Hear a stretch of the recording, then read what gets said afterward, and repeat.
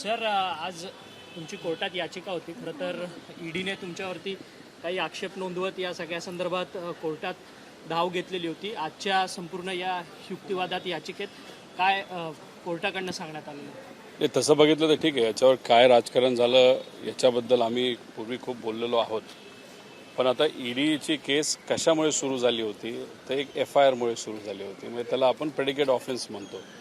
तो predicate offence investigate कोण करत होतं महाराष्ट्राकडनं तर EOW महाराष्ट्राची एजन्सी इन्व्हेस्टिगेशनची ते इन्व्हेस्टिगेट करत होते. आणि खूप वर्ष इन्व्हेस्टिगेट केल्यानंतर शेवटी त्यांनी निर्णय दिला की या केसमध्ये काही तथ्य नाही, काही चुकीचं घडलेलं नाही. आणि त्याच्यामध्ये ज्या काही कारखाने होते त्याच्यामध्ये आमचा असेल, प्राजक्तदादांचा असेल, इतरही बरेच काही कारखाने होते. या सगळ्यांना तसं बघितलं तर EOWनी तिथे क्लोजर रिपोर्ट फाईल केल्यामुळे आता प्रेडिकेट ऑफेन्सच राहिला नाही.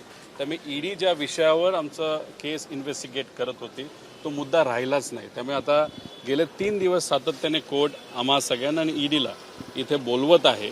आमच्याकडनं काही गोष्टी ऐकल्या जात आहेत. पण ईडीला जेव्हा विचारलं जातं की तुम्ही तुमचा मुद्दा मांडा तेव्हा त्यांनी कुठलाही मुद्दा गेल्या काही 2 दिवसात 3 हिअरिंगमध्ये मांडला नव्हता. आजसुद्धा त्यांना कोर्टाली कुठंतरी विचारल्यानंतर त्यांनी रिटर्न काहीतरी तिथं लिहिलेलं आहे. आणि त्याच्यामध्ये त्यांनीसुद्धा आता कुठं ना कुठंतरी स्वीकारलेलं आहे की हा मुद्दा आता राहिलेला नाही, प्रेडिकेट ऑफेन्स संपलेला आहे, क्लोजर रिपोर्ट झालेला आहे. तरीसुद्धा त्यांनी विनंती केल्यानंतर 13 तारीख ही फायनल तारीख दिली असं आम्हाला कळतं. आणि 13 तारखेला 100% आम्हाला या कोर्टावर विश्वास असल्यामुळे, न्यायव्यवस्थेवर विश्वास असल्यामुळे आम्हाला सगळ्यांना क्लोजर या सगळ्या केसमधून त्या ठिकाणी 13 तारखेला कोर्टाकडनं मिळेल असा विश्वास आहे. सर, काल बारामती पोटनिवडणुकीसाठी सुनेत्रा पवार यांनी उमेदवारी अर्ज भरला. परंतु या अर्ज भरण्याच्या संदर्भातच खरं तर काँग्रेसने देखील उमेदवार बारामती पोटनिवडणुकीमध्ये दिलाय. काल या बिनविरोध निवडणूक व्हावी बारामती पोटनिवडणूक, त्याकरता सगळ्याच नेत्यांनी आवाहन केलं. परंतु काँग्रेसने उमेदवार दिला. या गोष्टीला कशा पद्धतीने बघता तुम्ही? स्वतः सुद्धा टीका केलेली आहे काँग्रेसने, थेट पार्थ पवार यांच्यावर टीका केली. सगळ्यात पहिल्यांदा जर कुणी असं बोललं असेल की ही निवडणूक बिनविरोध व्हावी तर सुप्रियाताईंनी हा मुद्दा त्या ठिकाणी मांडला होता की अजितदादांकडे बघून आपल्याला ही निवडणूक सुनित्रा काकींसाठी तिथं बिनविरोध केली पाहिजे. आणि आम्ही आमच्याकडनं कुठलाही उमेदवार त्या ठिकाणी तिथं दिला नव्हता, कारण दादा एवढे मोठे त्या ठिकाणी नेते आहेत. आणि त्यानंतर बऱ्याच पार्टींनी ते स्वतःच्या लेवलवर त्या ठिकाणी स्वीकारल्यानंतर त्यांनी त्यांचे उमेदवार तिथं दिले नव्हते. काँग्रेसच्या बाबतीत सुद्धा आपण जर बघितलं तर काँग्रेसचे जे उमेदवार आहेत मोरे, त्यांनी एक कंडिशनल तिथं उमेदवारी भरलेली आहे. कंडिशन एक असेल साधं आणि महत्त्वाचं आहे की दादांच्या बाबतीतला FIR हा कुठंतरी बारामती पोलीस स्टेशनला स्वीकारला गेला पाहिजे. तसं बघितलं तर सत्तेत जे कोणी आहेत त्यांना हे फार सोपं आहे, पण दुर्दैवाने ते त्या ठिकाणी देत नाही. म्हणजे कुठं ना कुठं तरी काँग्रेसकडनं भूमिका हीच होती की दादांना न्याय मिळाला पाहिजे आणि ते माघार घेणार होते. हे कुठंतरी तिथं इंडिकेशन दिलं गेलं होतं. याच्यात चर्चा करायला पाहिजे, बोललं गेलं पाहिजे. सर्व पक्षांचे जसं तुम्ही बोललात तसं काँग्रेसबरोबर बोलून याच्यात काय मार्ग निघतो का हे आपण बोललो पाहिजे. पण बोलत असताना एखाद कॉमेंट आपण काहीतरी करून जातो, त्याच्यामुळे कुठंतरी अडचणी वाढू शकतात. त्या बाबतीत कुठंतरी पार्थली विचार हा करायला पाहिजे होता. त्याच्याकडनं जी कॉमेंट गेली ती तशी योग्य आम्हाला सुद्धा त्या ठिकाणी वाटली नाही. पण काँग्रेस नक्कीच ही निवडणूक बिनविरोध करण्यासाठी प्रयत्न करेल, नाही तर आम्ही सुद्धा त्यांच्यापर्यंत पोहोचून काय होतंय का याचा प्रयत्न त्या ठिकाणी करू. किती परिपक्वता पार्थच्या या सगळ्या वक्तव्यांमध्ये? कारण की काल शरद पवारांनी देखील यावरती मुख्यमंत्री असताना दादांनी उपमुख्यमंत्री म्हणून काम केले. काँग्रेसच्या एका गटाचं म्हणणं आहे की उमेदवार देऊ नये. ते हे बघा, विषय एवढाच असतो की फॉर्म भरण्याची 1 तारीख असते आणि फॉर्म मागे घेण्याची 2री तारीख असते. बऱ्याच मतदारसंघामध्ये फॉर्म भरत असताना लोक फॉर्म भरून जातात आणि नंतर फॉर्म मागे सुद्धा त्या ठिकाणी घेत असतात. त्यासाठी फक्त संवाद करायचा असतो, चर्चा करायची असते, परिपक्वता त्या ठिकाणी आपल्याला दाखवायची असते.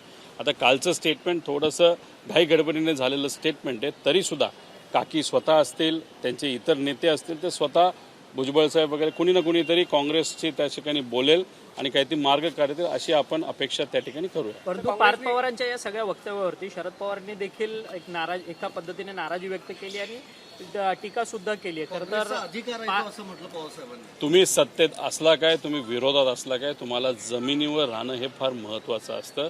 काल पारकडनं जी स्टेटमेंट झाली ती योग्य नव्हतीच. कुठं ना कुठेतरी त्याच्यामध्ये घाई गडबड आपल्याला जाणवली. कुठलाही पक्ष तसा संपत नसतो. सगळे पक्ष आपापल्या लेवलला आपली ताकद त्या ठिकाणी लावत असतात. त्यामुळे दुसऱ्या पक्षाबद्दल ते सुद्धा तो संपला वगैरे हे बोलणं तसं उचित नव्हतंच. आणि पार्थला सुद्धा अजून जाऊन तुम्ही विचारलं की कालच्या स्टेटमेंटबद्दल तुम्हाला काय वाटतं, तर कदाचित तो म्हणेल नाही काल थोडंसं मी बोलून गेलो, नाही तर माझ्या म्हणण्याचा दुसरा अर्थ काढला, कदाचित तो त्या ठिकाणी बोलेल. स्टेटमेंट योग्य नव्हतंच. तरीसुद्धा काकींच्या म्हणजे अजित काकांच्या पक्षाकडनं कुणी ना कुणीतरी काँग्रेसबरोबर बोलेल अशी अपेक्षा आम्ही त्या ठिकाणी करतो. पण काँग्रेसने आता एक ट्विट केलेलं आहे, त्याच्यामध्ये त्यांनी खूप क्लिअरली असं म्हटलेलं आहे की वडिलांचा संशयास्पद अपघाती मृत्यू झाल्यानंतरही काँग्रेसच्या राज्यामध्ये FIR झाला, कृतज्ञता ही त्यांनी पण असं सुद्धा म्हटलेलं आहे की पार्थ पवार जे ते शांत राहिले राजकीय फायद्यासाठी. बघा, तो शांत राहिला नाही राहिला हे कोणालाच त्या ठिकाणी माहीत नाही. तो त्याच्या लेवलला प्रयत्न नक्कीच करत असेल. त्याच्याबरोबर जयसुद्धा सातत्याने प्रयत्न करत होता. खऱ्या गोष्टी बाहेर त्या ठिकाणी आल्या पाहिजे. आता CBIकडे हा प्रस्ताव देण्यात यावा ही कदाचित संकल्पना काकींची आणि पारची असू शकते आणि जयची असू शकते. बाकी कोणाचं त्याच्यामध्ये काय कॉन्ट्रीब्युशन आहे हे आपल्याला सांगता येणार नाही. पण दुर्दैव असं की ते अजूनपर्यंत तो विषय CBIकडे गेला नाही. त्यामुळे पार्थ वडिलांबद्दल जर बोलायचं झालं, मी राजकारणाबद्दल बोलणार नाही, राजकीय भूमिकेबद्दल बोलायचं झालं तर कालची त्याची भूमिका ही चुकीचीच होती काँग्रेसच्या बाबतीत. पण पार्थची स्वतःच्या वडिलांबद्दलची भूमिका, स्वतःच्या परिवाराची भूमिका ही कुठल्याही मुलाची वडिलांबद्दल जी भावना असती तशी 100% त्या ठिकाणी आहे. हे मात्र त्या ठिकाणी मी आत्मविश्वासाने सांगतो, कारण तो माझा भाऊ आहे. त्यामुळे वडील आणि मुलाबद्दल असं कोणी त्या ठिकाणी लिहिणं हे तसं काँग्रेससाठी पण योग्य नाही. पण काँग्रेसने नक्कीच महाराष्ट्रात न्याय दिलं जात नव्हतं. दादांचा FIR त्या ठिकाणी होत नव्हता. तो काँग्रेस शासित राज्य आणि तिथं असणाऱ्या पोलीस प्रशासनाने मात्र ते केलं. त्याचे आभार नक्कीच मी त्या ठिकाणी मागितलेले आहेत. पवारजी, तुम्ही मध्यंतरी एक ट्विट केलेलं होतं की अजित पवारांच्या फोटोवरती फुल्ली मारून खरं तर अघोरी पद्धतीने पूजा केलेली असा तुम्ही दावा केला होता. आता त्या दाव्याचंच पुढे कुठेतरी प्रकरण जाताना पाहायला मिळत आहे. अजित पवारांचा मृत्यू 28 जानेवारीला झाला. 28 जानेवारीच्या मागे आणि पुढच्या तारखेला खरं तर समता पतसंस्थेमध्ये मोठ्या प्रमाणात पैशांची हेराफेर झाली आहे आणि त्या पद्धतीचे पुरावे जे आहेत ते अंजली दमानिया यांनी देखील बोलून दाखवलेले. तुम्ही स्वतः सुद्धा ट्विट केलं. नाही बघा, याच्यामध्ये हाच मुद्दा जास्त महत्त्वाचा आहे की महिन्याभरात ट्रान्झॅक्शन तिथं एका लेवलला असतात, पण दादांच्या अपघाताच्या एक दिवस आधी, अपघाताच्या दिवशी आणि दुसऱ्या दिवशी तिथे ट्रान्झॅक्शन मोठ्या प्रमाणात त्या ठिकाणी वाढतात. आता आम्ही काय म्हणतोय की याला कॉन्स्पिरसी 100% त्या ठिकाणी असू शकते. त्यामुळे जेव्हा आम्ही क्रिमिनल कॉन्स्पिरसी म्हणतो तेव्हा कुठलाही विषय जेव्हा पुढे येत असतो त्याच्यावर जर आपल्याला शंका असेल तर त्या कॉन्स्पिरसीचा तो भाग त्या ठिकाणी होऊ शकतो. त्यामुळे खरात हे प्रकरण त्याकडे बघत असताना एक तर अंधश्रद्धा आणि हे विषय तर आहे तर ते विचारायला आपले पटतच नाहीत. पण अजितदादांच्या ॲक्सिडेंटच्या बाबतीत बोलायचं झालं तर जर आदल्या दिवशी त्या दिवशी आणि दुसऱ्या दिवशी जर ट्रान्झॅक्शन तिथं वाढत असतील तर मग कुठं ना कुठंतरी काय ना काहीतरी लिंक असू शकतं. आणि त्याच्याचबरोबर दादांच्या घराबाहेर म्हणजे मुंबई पण आणि बारामती पण तिथं काळी जादूची पूजा ही झाली होती स्पष्टपणे आपल्याला त्या ठिकाणी माहीत आहे. त्यामुळे खरात प्रकरणाकडे बघत असताना डिटेलमध्ये जाऊन ह्या ट्रान्झॅक्शनचं, मनी लॉन्ड्रिंगचं आणि पैशाचं काय रिलेशन आहे का, आणि मग तिथून जर काही किल्ल्या फिरल्या असतील आणि तिथे जर पैशाचं ट्रान्झॅक्शन मोठ्या प्रमाणात वाढलं असेल तर मग कदाचित खरात जर ह्याच्यामध्ये इन्वॉल्ड असेल आणि त्याला सांगणारे काही लोक असतील तर मग खरात पैसे घेऊन कुठंतरी भारताच्या बाहेर पळून जाणार असेल, जर तो या प्रकरणामध्ये म्हणजे अजितदादांच्या प्रकरणामध्ये अडकलेला असेल.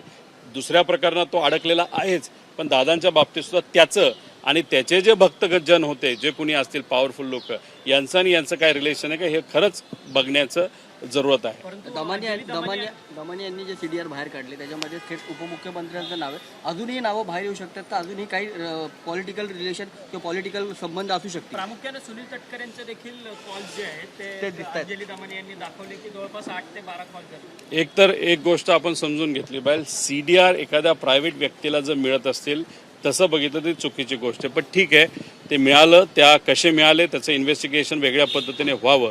पण CDR आता मिळालेत, मीडियाच्या मदतीने लोकांपर्यंत ते आलेले आहेत. दमानींनी त्याच्यामध्ये त्या ठिकाणी पुढाकार घेतलेला आहे आणि त्याच्यात काही ठराविक नावं दिसतात. पण ती तेवढीच नावं आहेत का अजून खूप मोठ्या प्रमाणात नावं आहेत?